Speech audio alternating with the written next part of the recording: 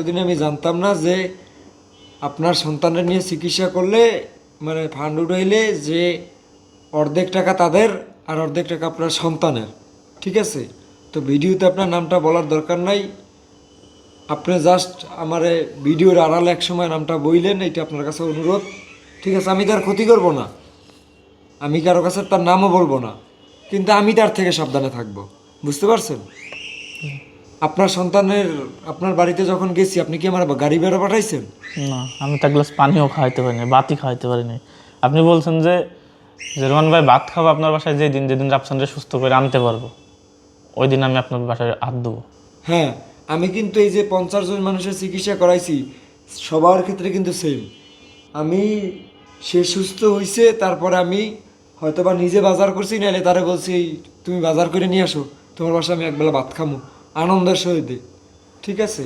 হয়তোবা অনেকের বাসায় খাওয়ার সৌভাগ্য হয় নাই, কারণ শেষ পর্যন্ত অনেকের মধ্যে টাকার লোভটা ঢুকে যায়, অনেকের সাথে মনোমালিন্য হয়, কারণ আমরা তো বাঙালি জাতি, টাকা দেখলে ওই যে একজনে আপনারই অফার করে বসে অর্ধেক আপনার আবার দিতে হইবে আপনার সন্তানের জন্য, তার জন্য কাজ করবে, তো তার টিম কাজ করবে অর্ধেক দিতে পারলে, কারণ তার টিমের প্রতি তো তার খরচ আছে, হ্যাঁ মানলাম, কিন্তু কথা হয়েছে তো সত্যি কথা বলতে গেলে তো তার ভিডিও দিয়ে তো ইনকাম হয়েছে, ইনকাম হইবে, আপনার পোলারে দিয়ে আমার ভিডিওতে ইনকাম হয় নাই, ইনকাম তো হয়েছে, তো আমার কি গাড়ি ভাড়া টাকা সেটাই হয়ে যায় নাই? আপনার পোলারে দিয়ে যে আপনার বাড়িতে যে যাতায়াত করছি আমার গাড়ি ভাড়া টাকা কিন্তু হয়ে গেছে ভাই, ভিডিও দিয়া। আর আপনার এই যে ইনকামের আপনার বাচ্চার যে ভিডিও দ্বারা যে ইনকাম হয়, বাকি আরও 8-10টা মানুষের ইনকাম যে হয় ভিডিও করতে গেলে, বাকি ভিডিও করলে, আমার কিন্তু কয়েকটা এতিম বাচ্চা কাচ্চা আছে, তারা লেখাপড়া করে, তাদের বাবা না মা নাই, জামা কাপড় থেকে ওষুধ খরচ থেকে খরচ থেকে, ঠিক আছে, সব কিছুই কিন্তু করছি।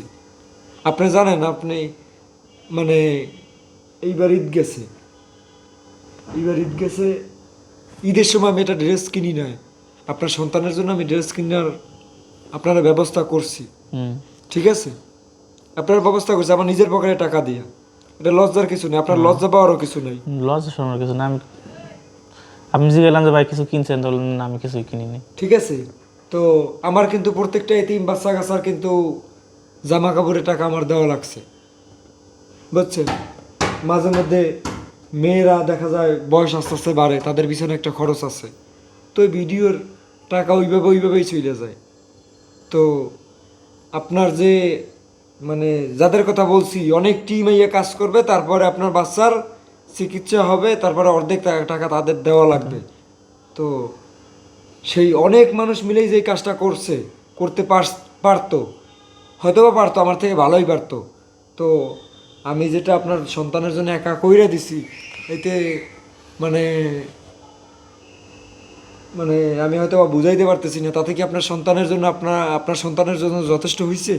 আলহামদুলিল্লাহ। আমার সন্তান এখন আমার সামনে দিয়ে দূরে বেড়ায়, আমার বাবা বলে ডাকে, এতটুকুই আনাব ভাই, যে আমার বাবা ছেলে কথা বলতে পারে, বাবা চিনে, মা চিনে, দাদি দাদা এভরিথিং সবাই চিনে, খাবার খিদে লাগলে বলতে পারে, মানে খাবার দেখাই দিতে পারে যে আমার এখন খিদে লাগছে খাবো। এটার ফল ভাই, এটা আপনি যেটা বুঝাইতে চাইতেছেন যে একা পরিশ্রম করছেন, এটার ফল এই যে রাফসান আজকে সামনে দৌড়ায় বেড়াইতেছে। তো আপনার সাথেও তো আপনার পরিবার পরিশ্রম করে নাই? না, পরিবার পরিশ্রম করে নাই, করছে? করে নাই।